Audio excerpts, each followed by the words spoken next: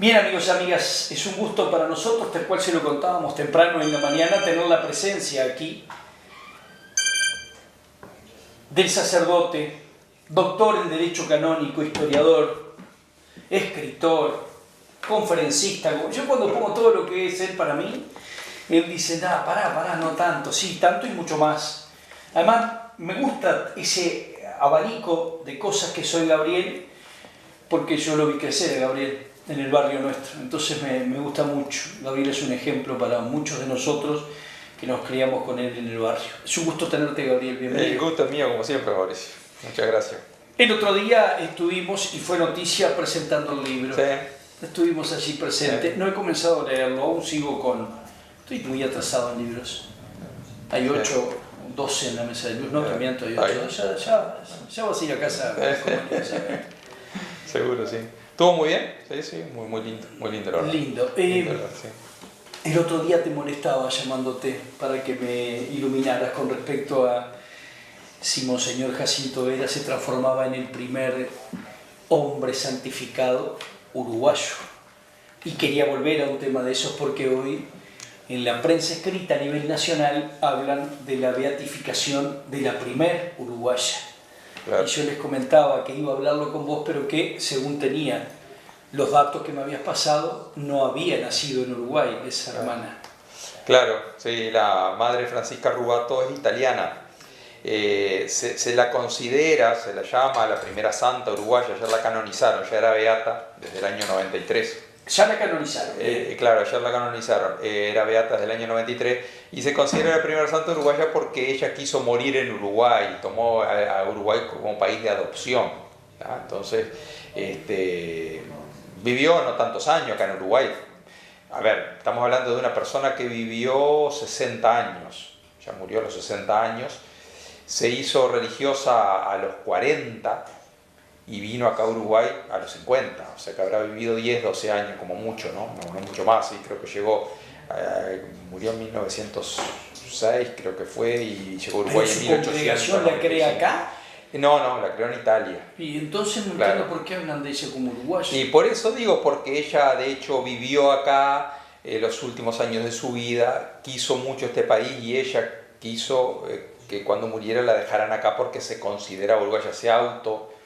Bueno, pero no es uruguaya, pero no es uruguaya. O sea, yo no puedo claro, discutir eso, ¿verdad? Claro, sí, a ver, si vamos a hablar técnicamente no es uruguaya. No es uruguaya. Y no vamos a andar peleando entre los santos, ¿no? A ver quién merece ser el primero y eso, ¿no? Porque, ni a generar ninguna rispidez. porque ni siquiera yo eso lo tolero con Peñarol y Nacional, quién es el más antiguo, porque digo, no importa ser el más antiguo, lo importante es ser el mejor. Y para vos mejor el Peñarol. Entonces, entonces digo, acá mucho menos no vamos a mandar con los santos a ver quién es primero, si Jacinto Vera o Francisca Rubato, el primer santo uruguayo. La cuestión es que también tenemos las beatas mártires de la Guerra Civil ¿Que no están Española. canonizadas? No, son beatas. En 2001 las beatificó el Papa Juan Pablo II, que esas serían las... Bueno, también en su momento se dijo las primeras beatas uruguayas. Sin embargo, la madre Rubato ya estaba beatificada desde el año 93 y nunca habían dicho la primera beata uruguaya. Las primeras beatas uruguayas a partir del 2001 dijeron estas dos, ¿no? Que eran dos hermanas que fueron muertas ahí en el contexto de la Guerra Civil Española. Que nacieron acá, pero que se fueron nacieron bebitas. acá. Ahí está. Son uruguayas. Ellas sí son uruguayas porque nacieron acá. Uruguayos españoles porque hija de padre español y el padre era diplomático y a los 2 años por ahí ya se fueron a España y bueno, y vivieron toda la vida allá y murieron mártires allá en la década del 30. Y bueno, y después sí, ya tendríamos al otro que viene en la fila, sería Jacinto Vera, que ese sí es uruguayo, que también me dirán, bueno, pero él no nació en Uruguay, no, pues nació en el océano. Es decir, venía, hacia aquí, nació en el océano. Entonces, bueno, está. Incluso 1813, plena revolución artiguista, aquí no pudieron quedarse en la banda oriental, por eso entonces recalaron en Brasil, tuvieron ahí unos años y después se vinieron a Uruguay. Entonces, pero bueno, él siendo niño. Pero claro, sí, siendo niño. Se fue hasta Brasil siendo niño y... o sea, no, nació, él fue anotado aquí, ¿verdad? Nació en el océano. Sí, se anotó en Uruguay. Claro, después sí, se fue a Tiene nacimiento y demás en Uruguay. O sea, claro, fue bautizado, porque en ese momento no había registro civil. El bautismo fue en Florianópolis, lo que hoy es Florianópolis, ¿no? Santa Catarina, porque fueron ahí donde recalaron. Y estuvieron unos años y vino por Uruguay. O sea, ese sí uruguayo porque fue criollo, fue gaucho, fue de los nuestros. Nunca en la vida nadie lo consideró brasilero, siempre uruguayo, ¿no? Es decir, sería el uruguayo. Y bueno, hasta ahí ya Jacinto Vera, esperemos que este año se anuncie ya su beatificación. ¿Y cuánto demora una canonización? O sea, ¿un beato es un presanto, digamos? Bueno, el beato ya tiene culto público, es decir, ya la Iglesia lo reconoce como intercesor.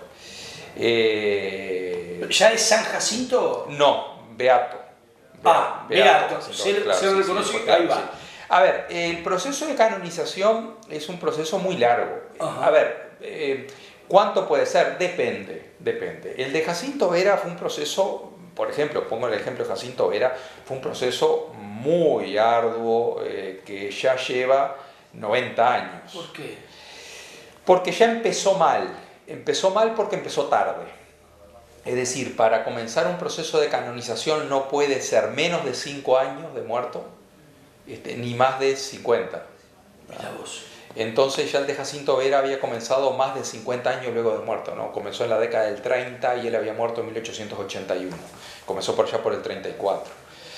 Entonces después hubo que hacer una explicación para que aceptaran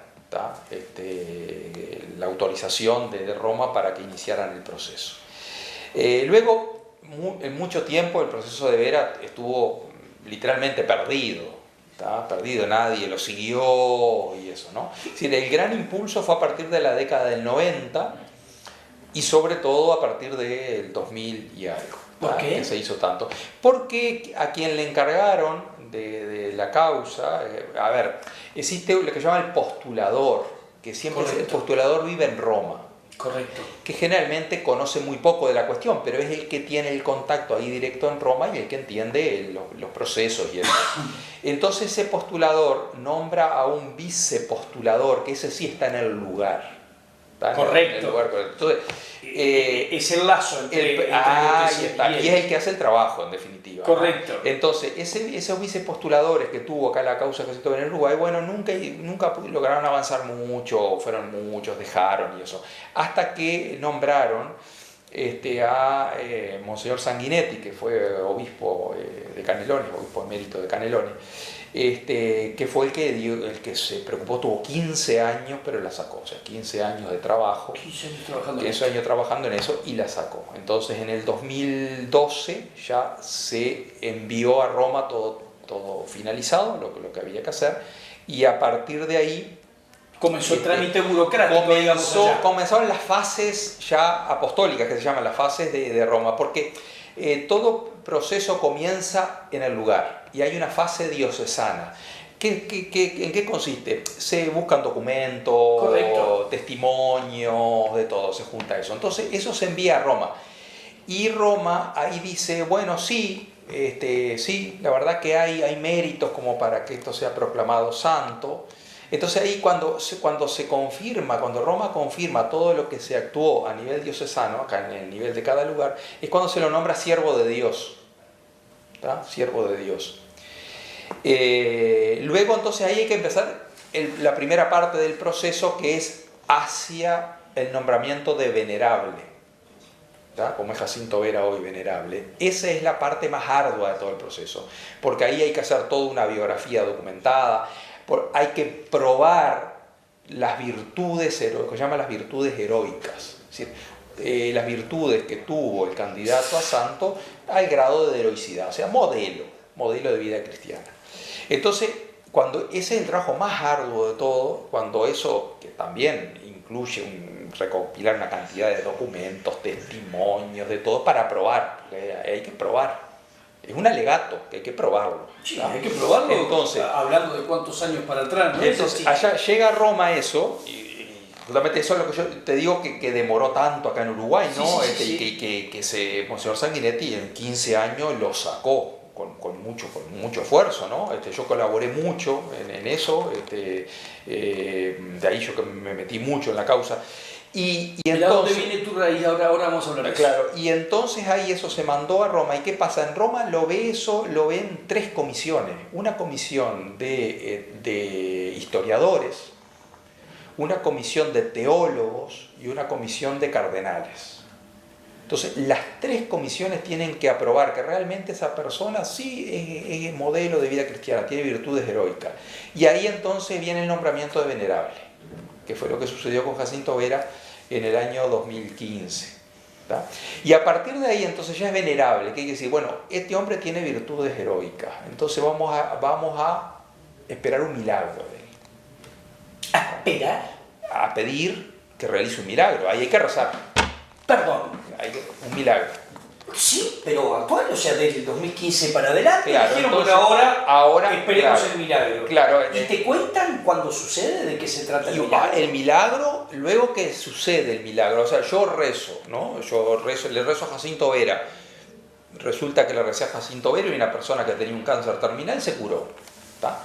Entonces, hay que instruir todo aquí en el lugar, con médicos, con todo, para hacer ver que eso realmente es milagroso y que no tiene explicación científica. Pues si tiene explicación científica... ¿También no se es prueba milagro. el milagro entonces? Sí. O poniéndolo a la ciencia. Ahí está. Entonces, todos esos informes, todo eso que muestra que no tiene una explicación científica, bueno, todo eso se envía a Roma.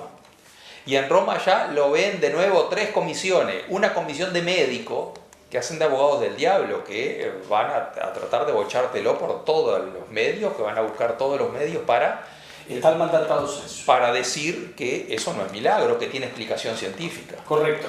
O una comisión de teólogos y la comisión de cardenales. Bueno, ¿no? Entonces después se aprueba el milagro y se dice sí, realmente es milagro y ahí lo nombran beato. ¿Qué significa la palabra beato? Y beatitud, la beatitud es, bueno, es la que puede ser, que está glorificado, que está junto a Dios, esa es la beatitud, ¿no? Esa es la beatitud. Claro, seguro. Ahora, escúchame bien. Y después un milagro más y lo nombran santo. ¿Ahora hay que esperar otro? Hay que esperar otro. No, está bien, pero yo pregunto, ¿han ocurrido casos de gente que no llegó que fue venerable por todos los procesos y cuando se esperó el milagro no llegó a beato porque milagro... Y porque no se ha conseguido milagro. ¿Eso es indeterminado en tiempo? Eso es indeterminado en tiempo. Digo, estos procesos, ya te digo, tienen como yo te decía, el proceso tiene mínimo 5 años para arrancarlo, ¿no? Después de la muerte. No, está claro. Y hasta 50... entendí que y hasta 50 para comenzarlo. Entre 5 años de muerte y los 50 de muerto, ahí lo tenés que comenzar. Después, la marcha depende de todo. Y cuando llega a venerable hay que esperar un milagro. Y ahí puede estar años. Pues 100 años igual. Hasta que alguien le rece y Jacinto Vera fue bastante rápido, porque ya te digo, lo nombraron venerable en 2015 y ya tenemos el milagro, es decir... ¿Se puede hablar de eso? No, todavía no se puede hablar. Todavía pues no se ha anunciado, entonces está... Pero el milagro no se puede hablar. Sí. Pero ya la Iglesia lo conoce, el milagro, obviamente. Bueno, sí, y ya pasó por las distintas comisiones, ha sido aprobado, falta lo último, nada más que el Papa lo firme. Nada. Pero luego del beato, cuando el Papa firma, ¿podés hablar del milagro? Sí, claro, sí, se puede. ¿Sí? Claro. Inmediatamente que me voy a acordar, de San Gabriel, venite a contarnos el milagro. Bueno, en estos días se habló del milagro para la canonización de la Madre Rubato, es decir, habló incluso, el milagro fue hecho acá en Uruguay. ¿Qué hizo la curación de una persona que fue de un accidentado por allá por el departamento de Colonia, Soriano, no me acuerdo por ahí, que se accidentó, estaba prácticamente muerto, los tuvieron que trasladar a Montevideo, tuvieron miles de peripecias en Montevideo porque en el camino iba por supuesto con oxígeno, se les terminó el oxígeno, es decir, era imposible, todo estaba para que no, imposible que se salvara. Y la persona volvió prácticamente de la muerte y quedó sin secuelas ni nada. El otro día dio un testimonio, lo vi en un canal de televisión ahí. ¿Y todo rezándole a Rubato? Le habían rezado a la madre Rubato. Inmediatamente cuando se dio el accidente dijeron, bueno, vamos a rezar a la madre Rubato y terminaron. Pero fíjate que fue del 93 que la beatificaron hasta ahora, que estamos en el 2022, todos los años que pasaron, ¿no? Es decir, casi 30 años, ¿no? Para el esperar otro milagro. La canonizaron La ya. canonizaron ya. Ya es hizo santa. 2 milagros, sí. ¿Santa cuánto? Madre Francisca Rubato. Así se llama. Sí. Santa Madre Francisca Rubato. Sí, sí. Porque, por ejemplo, cuando sea santo San Jacinto ya existe. Y sí, claro, San Jacinto Vera tendría que ser, sí. Sí, sí, sí, ahí se verá después. Eso después, el modo, cómo se lo llama, la fecha de canonización, todo eso se arregla después, ¿no? Es decir, Gabriel, ese amor que has transmitido hacia los que te conocemos por Monseñor Jacinto Vera, a través de todos los libros que has escrito, aparece Jacinto Vera siempre. sí. ¿Es porque te metiste a colaborar con el Claro. Sanguinetti y él Sí. te mete en una vida Sí. que descubriste vos? Sí. ¿Vos sabés, Mauricio, que es una cosa extraña? Porque te acordás, bueno, cuando éramos niños, mi abuelo paterno, el padre de mi padre, siempre me decía que él era pariente de Jacinto Vera, ¿no? Pero yo era chico.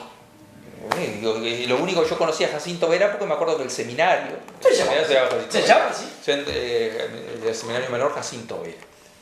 Y poco más, ¿no? Y yo siempre me quedé con eso. Y que yo tendría que de alguna manera buscar también eso, porque sin duda queda de ser pariente. Porque Jacinto Vera era de Islas Canarias y los padres de mi abuelo también. O sea que no hay ninguna duda que pueda haber parentesco ahí. Él se consideraba. ¿Tá?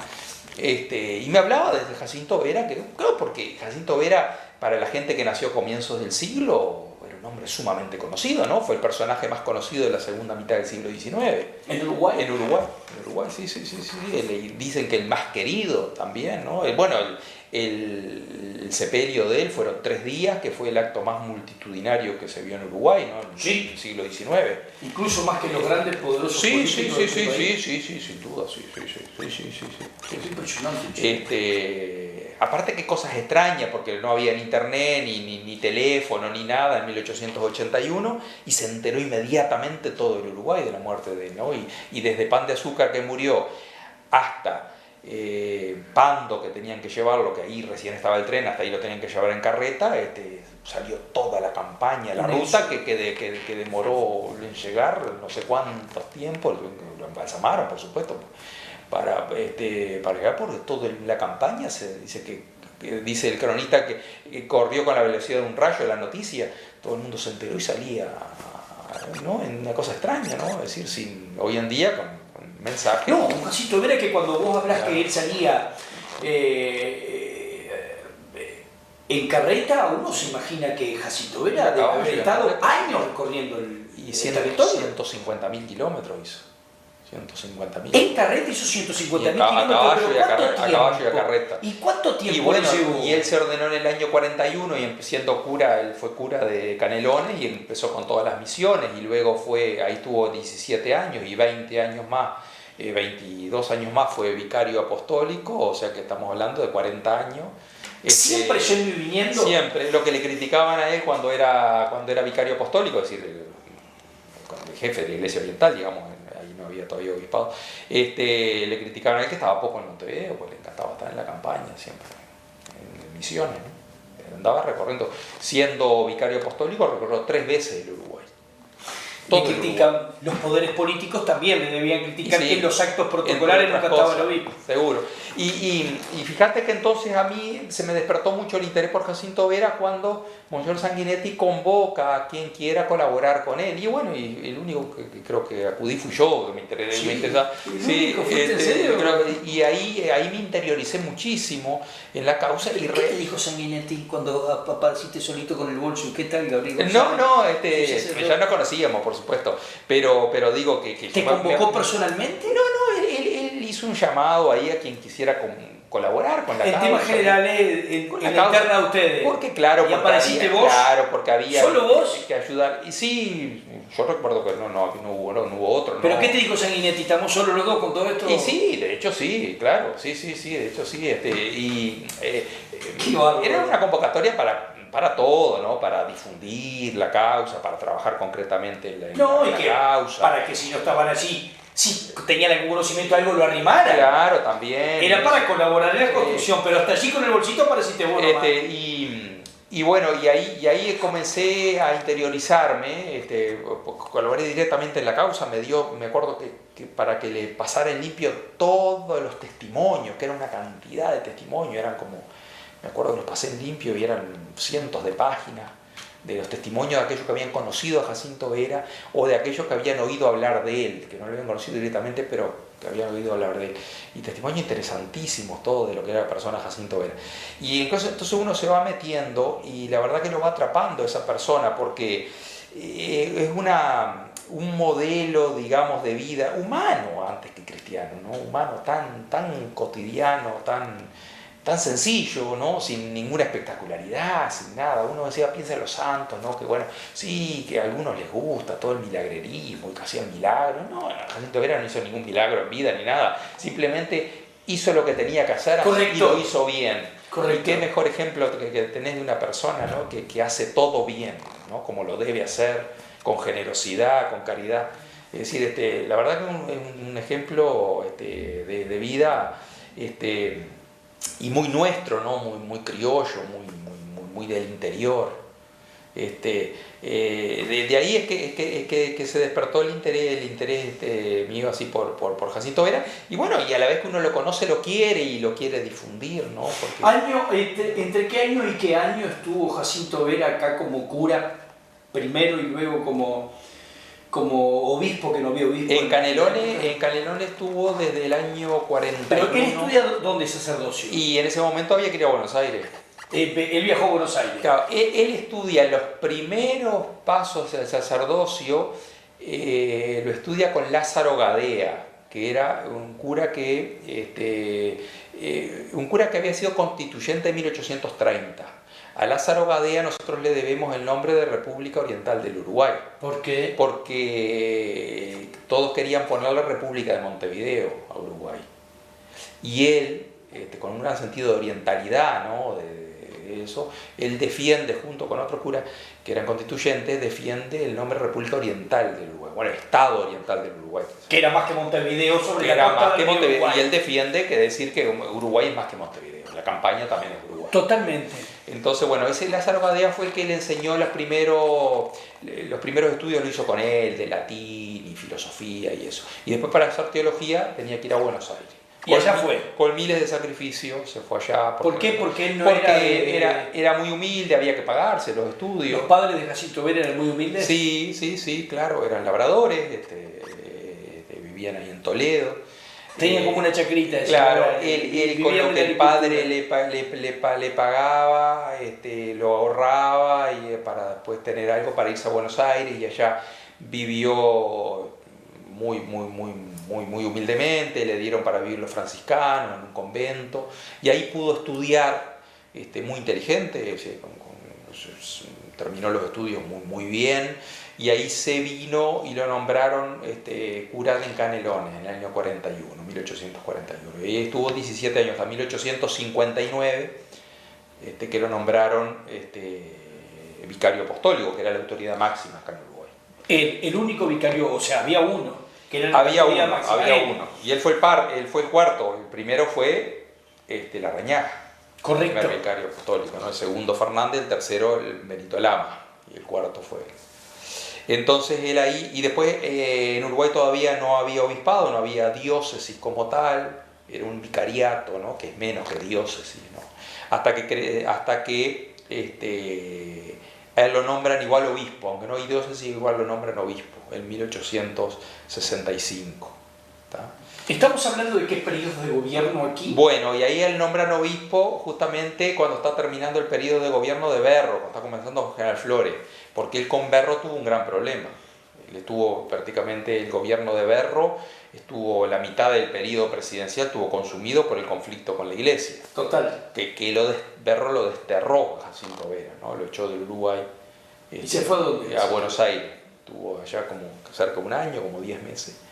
9-10 meses, desterrado, hasta que vuelve, lo restituyen en el cargo, claro, porque el gobierno cuando eso está unido a la iglesia, ¿no?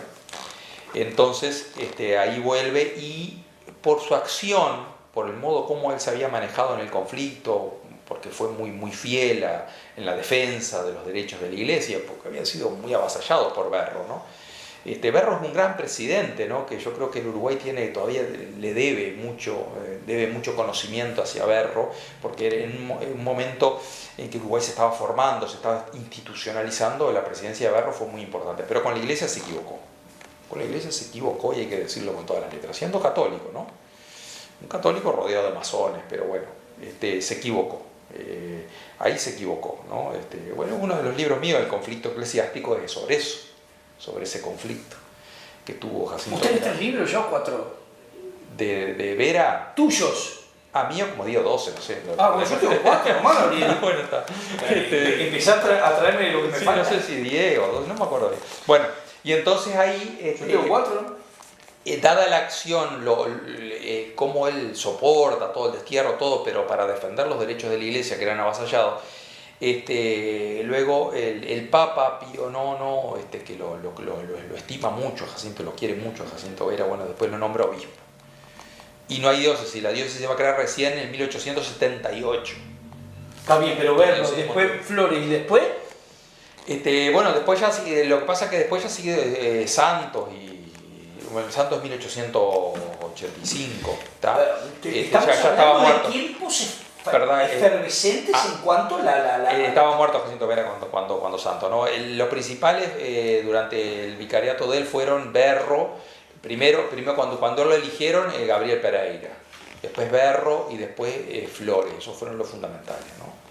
Es decir, porque después ya en 1881... tiempos complejos de construcción de la patria, ¿no? Muy complejo, porque él está en el medio, por ejemplo, en el destierro, él está en el medio del conflicto entre Berro y Flores, que está preparando la revolución en Argentina. Y Flores se embandera con la causa de Jacinto Vera, ¿no? Es decir, para congraciarse con el pueblo que lo quería tanto a Jacinto Vera, y para, ser más favorable a su revolución para vencer a Berro. Y Jacinto Vera no deja que lo utilicen, ¿no? Que se embanderen con él, con su causa. Eso hace que Berro de vuelta le permita el ingreso. Y después Berro le permite, porque ve lo que puede suceder políticamente. Berro nunca lo perdonó. Entonces, nunca perdonó a o sea que está bien, estamos hablando, pero viste, hay un descreimiento de la conducta política desde esos tiempos. Sí. Nunca se retractó con Jacinto Vera. ¿no? Lo restituyó en su cargo, pero nunca dijo me equivoqué. Nunca dijo que tenía razón. No, lo que pasa, como todo, eso ha existido siempre. La motivación política pudo más. Vio que temblaba un poco su continuidad por la revolución de Flores y eso, entonces lo dejó venir. De acuerdos, todos políticos y eso, ¿no? Es decir, pero nunca en definitiva se retractó con la actitud que había tenido. Gabriel, ¿cómo está la Iglesia Católica hoy? Hoy, la actualidad de la Iglesia Católica, hoy.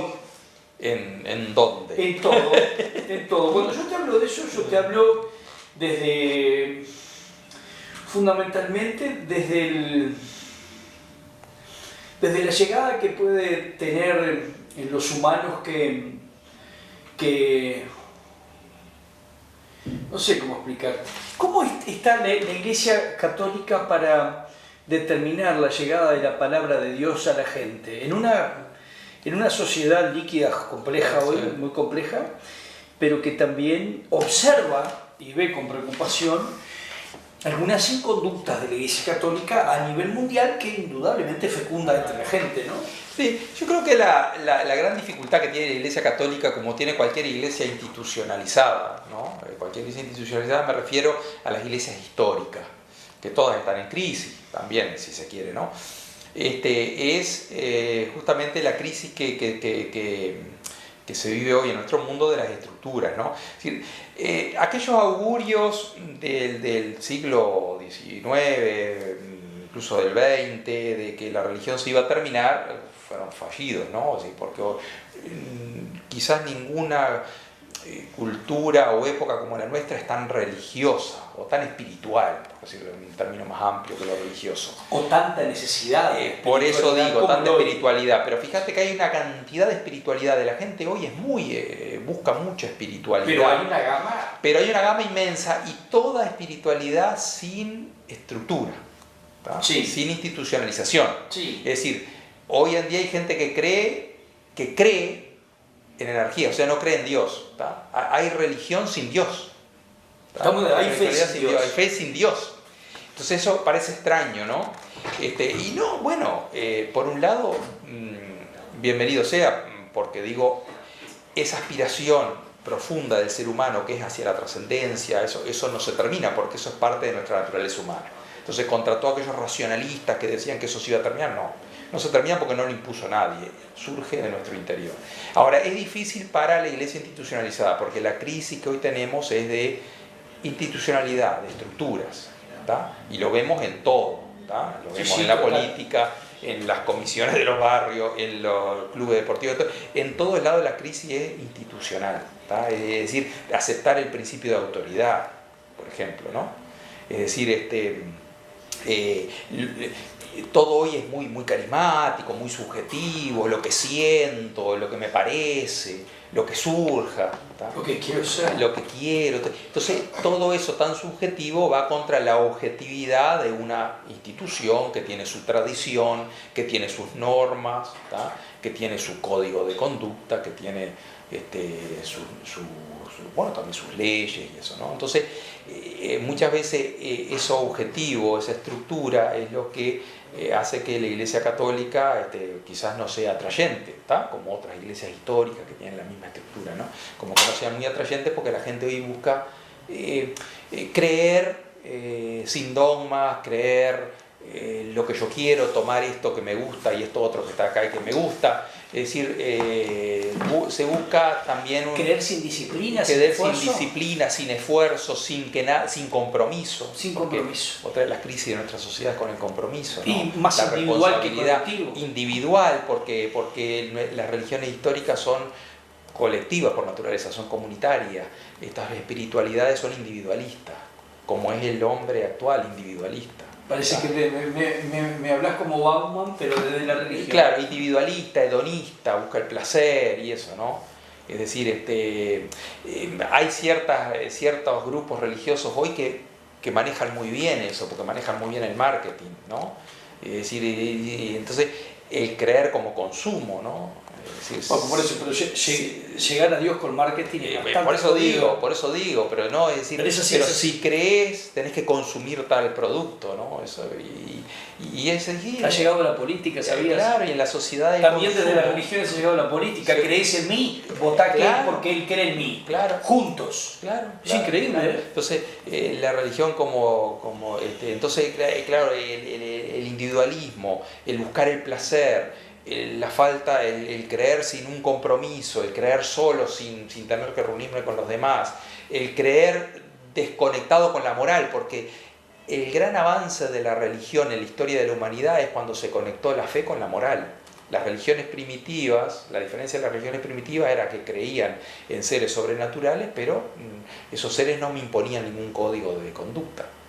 Digamos, con la religión abrámica, digamos, con la irrupción del judaísmo, bueno, luego el cristianismo, el islam, surge la idea de un Dios que me impone un código de conducta, ¿no? Mandamientos, ¿no? Que eso es una evolución también en la sociedad y en la religiosidad. Se vuelve mucho a una religiosidad muy primitiva, ¿no? Es decir, de creer en energías, en fuerzas naturales, que no me exigen ningún código de conducta, que no me obligan a nada. Es decir, hay una vuelta a un primitivismo mágico. Hay una vuelta. Che, vos sabés que te imagino en una mesa redonda sentada dentro de un par de meses aquí en una tertulia para poder hablar filosóficamente de la sociedad de hoy y también de la religión, con 2 o 3 tertuliantes más que podamos discutir de estos temas. Sí, es un tema muy interesante para muy conversar. Muy interesante, a la gente le gusta mucho. son evidentes, están ahí, ¿no? Uno Total. no lo hace como crítica, digo, Es el mundo de hay hoy. sensibilidades distintas. Los que auguran que la iglesia se queda sin gente, no, siempre hay gente. Porque hay una sensibilidad. Más o menos siempre hay gente. Sí, hay una sensibilidad especial por experiencia de vida, por edad, por lo que sea, que terminás buscando estas religiones históricas que te dan mucho más contención, más seguridad, Más paz. más paz. Sí. Gabriel, un gusto tenerte como siempre. El gusto es mío y a las órdenes.